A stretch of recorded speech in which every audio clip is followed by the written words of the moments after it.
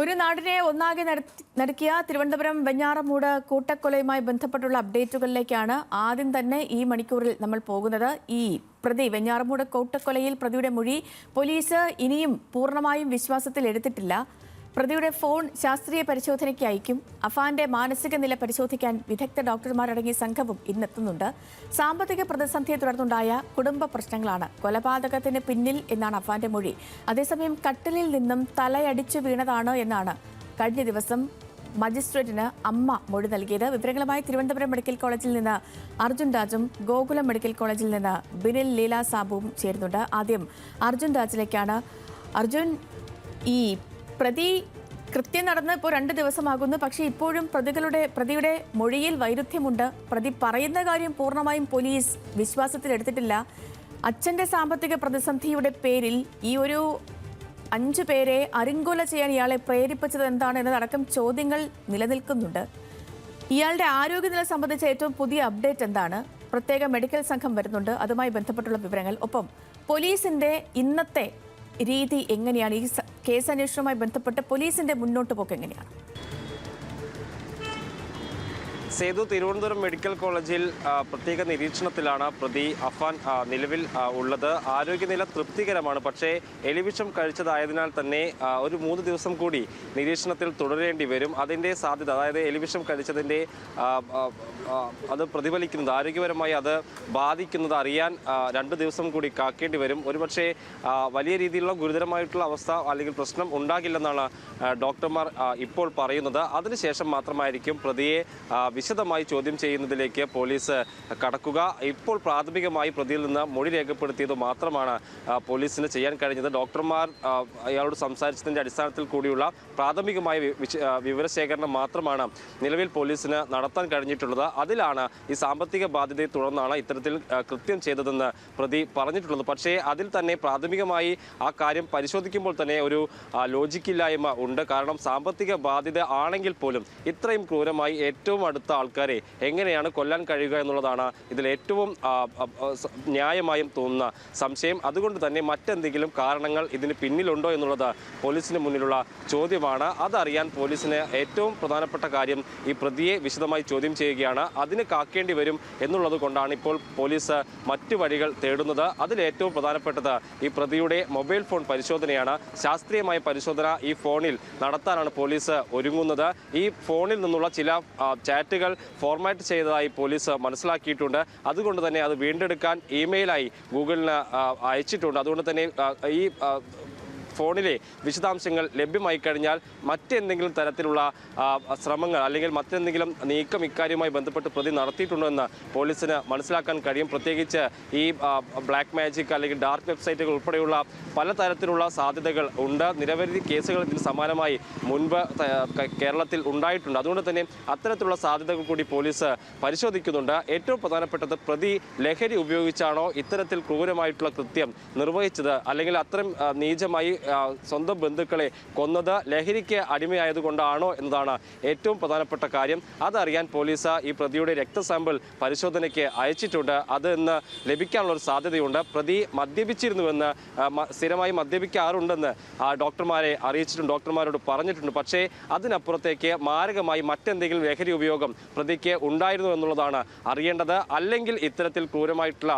ഈ രീതിയിൽ ഒരു കൃത്യം ചെയ്യാൻ പ്രതിക്ക് കാരണമാകുന്നത് എന്താണെന്നുള്ളത് ന്യായമായും സംശയമാണ്. എന്തായാലും ഇക്കാര്യത്തിൽ ഈ ബന്ധുക്കൾ ഉൾപ്പെടെയുള്ള മൊഴി ഇതിനോടകം പോലീസ് രേഖപ്പെടുത്തിയിട്ടുണ്ട്. ഈ പ്രതി സഞ്ചരിച്ച വഴികൾ ഉൾപ്പെടെ പോലീസ് ഇന്ന് പരിശോധിച്ചുകൊണ്ടുള്ള വിശദമായൊരു പരിശോധന ഇന്ന് പോലീസിന്റെ ഭാഗത്തുനിന്ന് ഉണ്ടാകും. അതേസമയത്ത് പ്രതിയെ നേരിട്ട് ചോദ്യം ചെയ്യുന്നതിലേക്ക് പോലീസിന് ഒരു കാലതാമസമുണ്ട്. അത് ഈ പ്രതിയുടെ ആരോഗ്യനില സംബന്ധിച്ചാണ്. അത് ആരോഗ്യനില സ്റ്റേബിളായി മാത്രമാണ് പോലീസിന് ഈ പ്രതിയെ ചോദ്യം ചെയ്യാൻ കഴിയൂ. അതിനു മുൻപ് മറ്റ് കാര്യങ്ങൾ പരിസരം അതിന്റെ ചുറ്റുപാട് ഒക്കെ പരിശോധിച്ചുകൊണ്ട് ഈ മറ്റെന്തെങ്കിലും തുമ്പ് ഇക്കാര്യത്തിൽ കിട്ടുമോ എന്നുള്ളതാണ് പോലീസ്.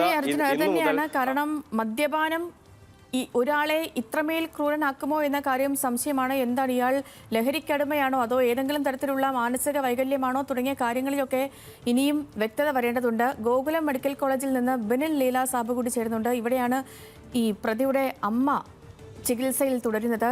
ബിനിൽ, ഇന്നലെ അമ്മയുടെ മൊഴി വന്നിരുന്നു. മകനെ രക്ഷിക്കാൻ തക്കവണ്ണത്തിലുള്ള മൊഴിയാണ് അമ്മ നൽകിയത്. തറയിൽ തലയടിച്ച് വീണത് എന്നുള്ള മൊഴി. ഈ സംഭവത്തിൽ കൂടുതൽ ഒരു വ്യക്തത വരണമെങ്കിൽ എന്താണ് ആ ദിവസം നടന്നത് എന്ന് നമുക്കൊക്കെ അറിയണമെങ്കിൽ അമ്മയുടെ മൊഴി നിർണായകമാണ്. നിലവിൽ അമ്മയുടെ ആരോഗ്യനില സംബന്ധിച്ച വിവരങ്ങൾ ഇന്നൊരു മൊഴിയെടുപ്പിനുള്ള സാധ്യതയുണ്ടോ?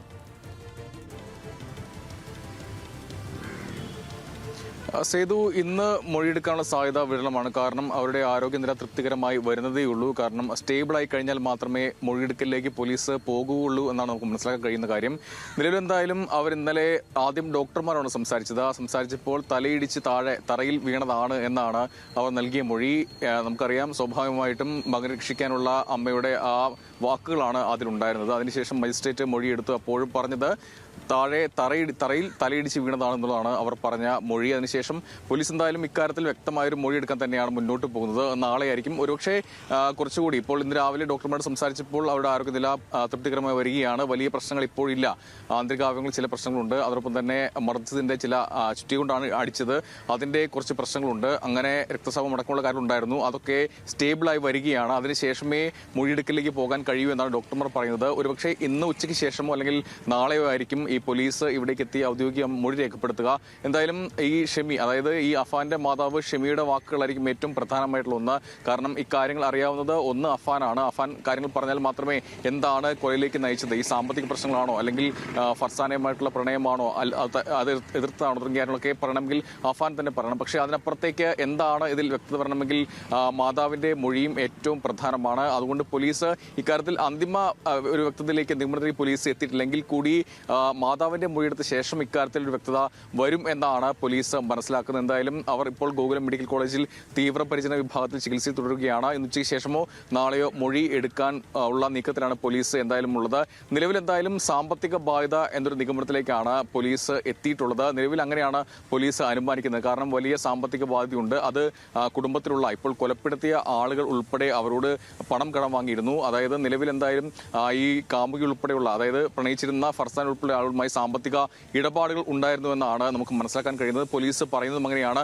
അങ്ങനെയെങ്കിൽ കൂടുതൽ കാര്യങ്ങൾ ഈ അഫാന്റെ ചോദ്യത്തിലൂടെ വ്യക്തമാവുകയുള്ളൂ.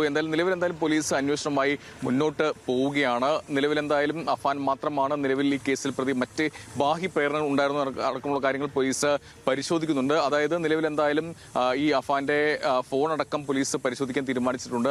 ഔദ്യോഗികമായി മെയിലടക്കം അയച്ചിട്ടുണ്ട്. ഈ എന്തൊക്കെയാണ് ഈ കൊലപാതകം നയിച്ച കാരണങ്ങൾ, എന്തൊക്കെ അടക്കമുള്ള കാര്യങ്ങൾ പോലീസ് പരിശോധിച്ച് വരികയാണ്. ഏറ്റവും പ്രധാനപ്പെട്ട കാര്യം രണ്ടുപേരുടെ മൊഴികളാണ്. ഒന്ന് അഫാന്റെയും മറ്റൊന്ന് മാതാവിന്റെയും. എന്തായാലും മാതാവിന്റെ മൊഴി ഇന്ന് ഉച്ചയ്ക്ക് ശേഷമോ നാളെയോ എടുക്കാൻ കഴിയുമെന്നാണ് പോലീസ് പ്രതീക്ഷിക്കുന്നത്. ശരി ബിനിൽ, വ്യക്തമാണ്. നാടിനെ നടുക്കിയ വെഞ്ഞാറമൂട് കൂട്ടക്കൊലപാതക കേസിന്റെ ചുരുൾ ഇനിയും പൂർണ്ണമായും അഴിക്കാൻ കഴിഞ്ഞിട്ടില്ല. ഇതിൽ അഫാന്റെ മൊഴിയെടുപ്പ്, അഫാൻ പറയുന്ന കാര്യങ്ങൾ, ഒപ്പം അമ്മ ഇനി സത്യങ്ങളൊക്കെ മനസ്സിലാക്കി പോലീസിനോട് കാര്യങ്ങളൊക്കെ വിവരിക്കുന്ന മുറയ്ക്കാവും എന്താണ് ആ ദിവസം യഥാർത്ഥത്തിൽ നടന്നത് എന്ന കാര്യത്തിൽ ഒരു വ്യക്തത വരിക. വിവരങ്ങൾ നൽകുകയായിരുന്നു ബിനിൽ ലീല സാബുവും അർജുൻ രാജു.